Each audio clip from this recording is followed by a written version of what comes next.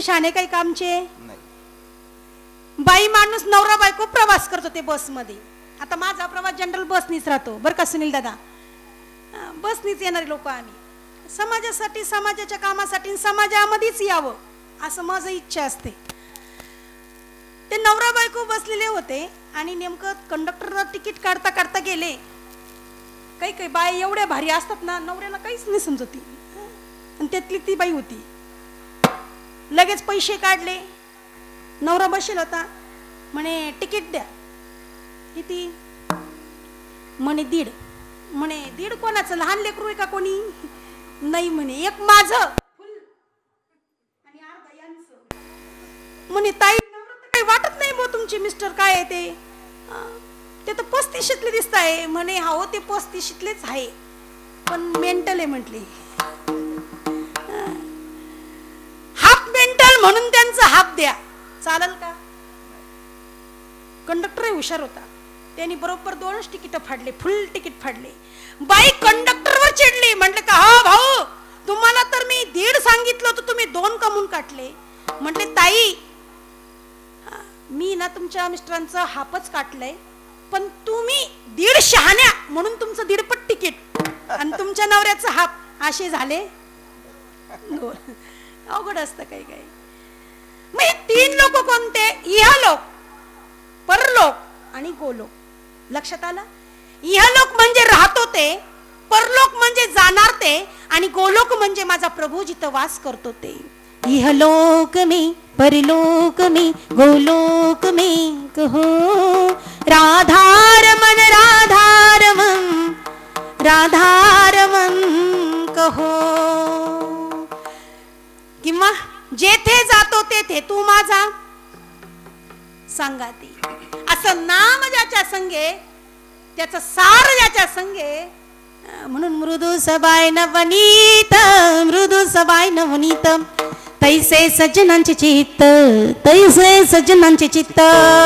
मग चित्त कसं असतं बघा. सावता महाराज शेतात जायचे कधीच पंढरीला गेले नाही. ताई कधीच पंढरीला गेले नाही. महाराष्ट्रातल्या नव्हे तर भारतातल्या दिंड्या काही काही पंढरीला येतात.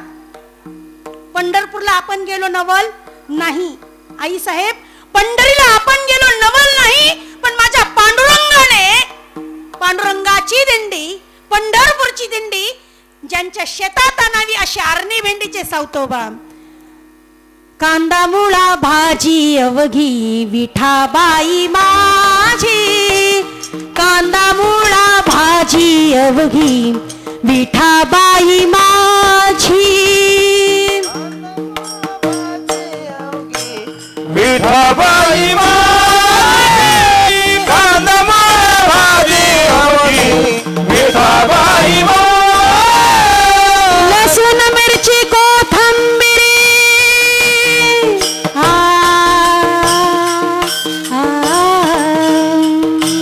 लसूण मिरची कोथिंबीर अवघा झाला माझा हरी.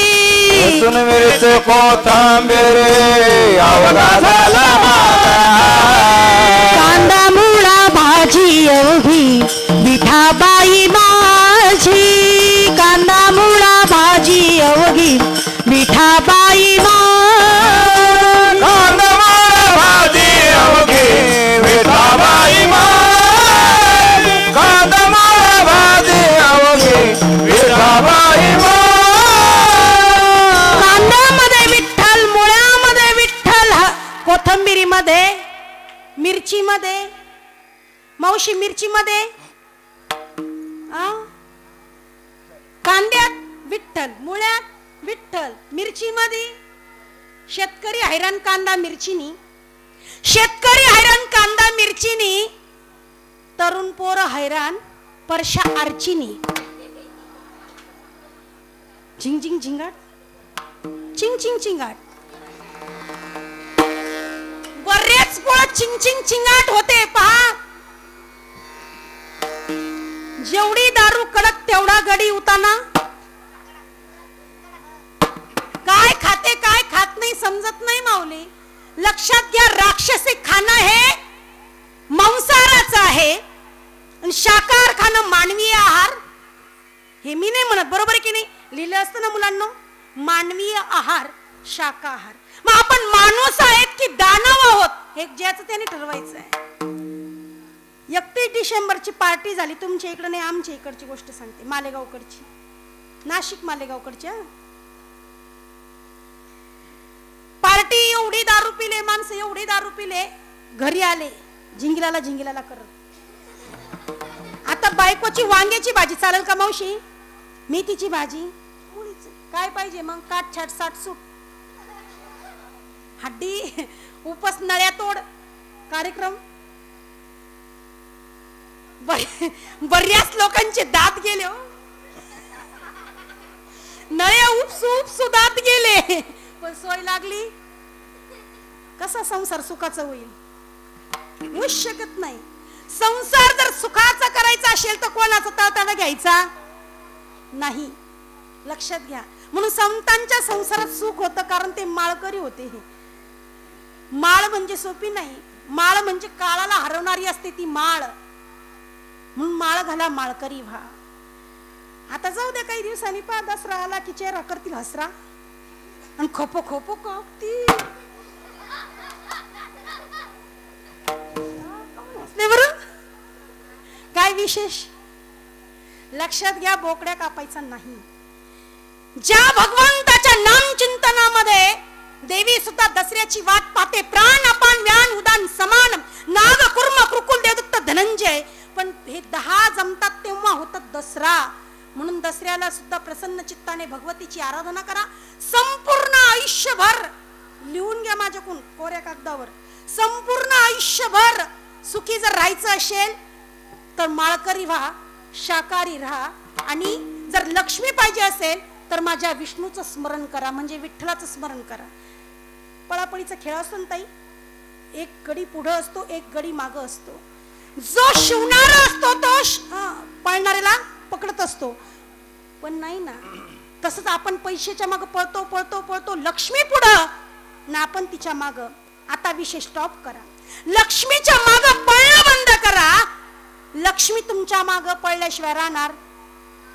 नाम मुखामध्ये माझ्या पांडुरंगाचं असू द्या. हा संसार सुखाचा झाल्याशिवाय राहणार नाही.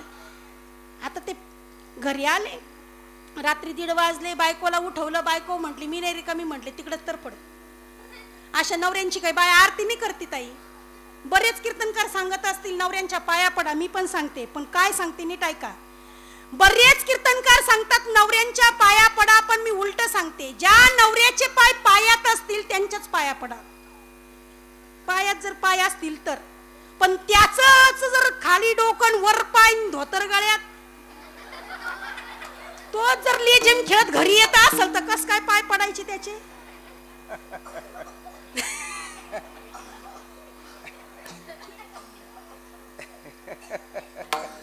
अजिबात नाही. पाया बाई पडेल, पण पाया पडायसारखा नवरा असला पाहिजे. नवरा म्हणजे नवरा, आणि विरुद्ध 3 अक्षर करा, नव वाटते. आणि मग त्यावेळेला जी नोट होती 1000ची ती झाली बंद. ज्याच्याकडे 1000ची नोट त्याच्यात होती खोट. म्हणजे माझ्याकडे सुद्धा 1000च्या नोटा होत्या. त्या दिवशी मुंबईकडे जायला होते कार्यक्रमाला मी. अक्षरशः येताना दुसऱ्या दिवशी वडापाव खायचा होता, पण 1000 रुपये सुट्टे कोणी देत? चालतच नाही ना, देईल कोण? ज्याच्याकडे होती 10 रुपयाची नोट त्याचीच होती वट. काय सांगा? मोदी बदनाम हुए, नोट तेरे वास्ते, नोट तेरे वास्ते, नोट तेरे वास्ते. जे गरीब होते त्यांनी फोडले ॲटॉम बॉम्ब, श्रीमंतांना लागला झंडू बाम. ही नोटने केली वोट. बायको हिवाळ्याचे दिवस म्हटले, आओ लाडू करायचे, लाडू करायचे, लाडू करायचे. काय आणा म्हटले? लाडूला गावरान तूप. नवरा म्हटला बाई चूप, नोटच नाही तर कुठून आणू म्हटले गावरान तूप. आता काय सांगावं?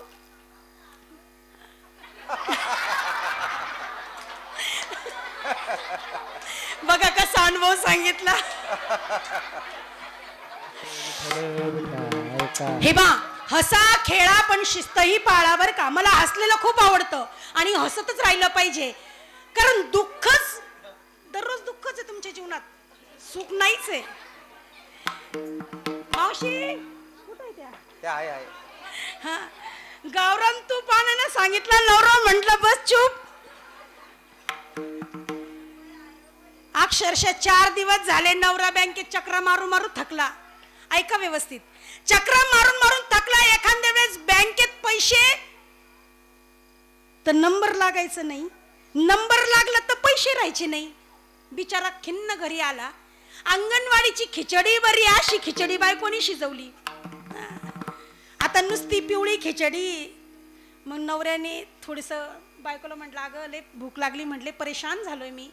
रोज सकाळी 4 वाजेपासून बँकेत जातो, बँकेत नंबर लावतो, पैसे असले तर नंबर लागत नाही, नंबर लागला तर पैसे राहत नाही, करावं काय. मग बायको म्हटली गिळा, म्हटले मग मुग मुग. आता नवरा म्हटलं गिळतो, म्हटले चुपचाप, पण थोडस टाकणं म्हटले तूप. तर बायकोला आला संताप. डब्यात तूपच नाही. 4 दिवसापासून सांगू सांगू थकले, पण नवऱ्याला कळत नाही. आणि रिकाम्या डब्याची खळखळ फार. रिकाम भांड खूप वाजतं, जे भरेल राहतं ते वाजत. डब्बा बायकोनी जर सका भिंतीहून काढलं आणि दान दिशी नवऱ्याच्या जवळ आदळलं. आता ते झाकण दणकन भिंतीवर कोसळलं आणि चमचा तुपातला तो नवऱ्याच्या डोळ्यावर बमकन आदळला. पुरा डोळा सुजला. कशानी? चमच्यानी. कशानी? चमच्यानी. अरे वा, चमच्याने डोळा बंबकला. आता नवऱ्याला सांगता येईल का बायकोनी चमचा मारला? तेरी भी चुप मेरी भी चुप, ऐसा रहता है तू. आता ज्या वेळेला हा चमच्यामध्ये गडबड करू लागला, नवऱ्याचा डोळा बंबकला.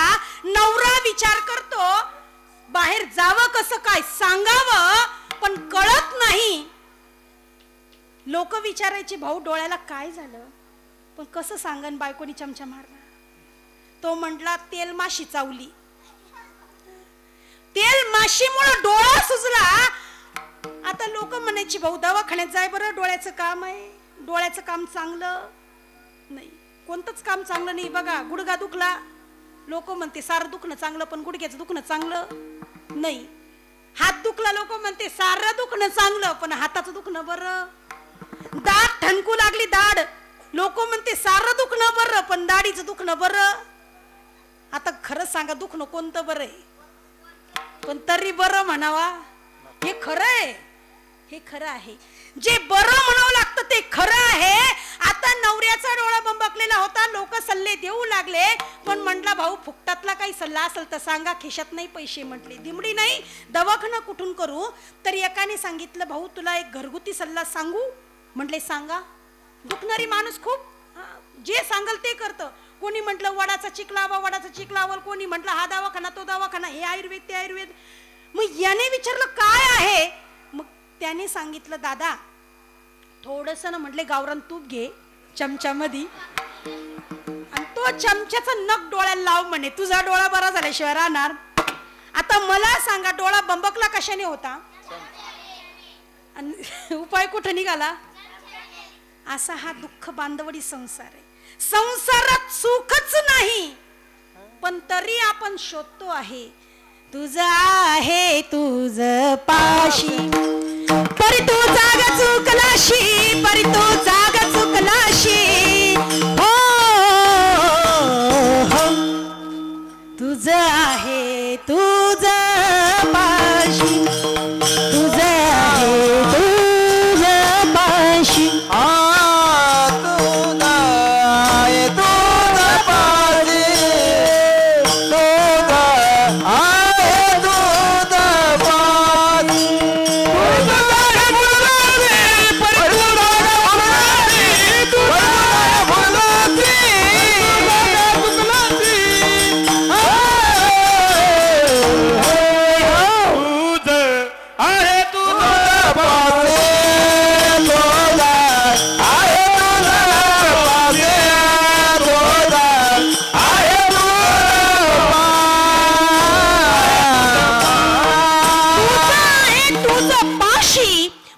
जीव जागा चुकलाशी.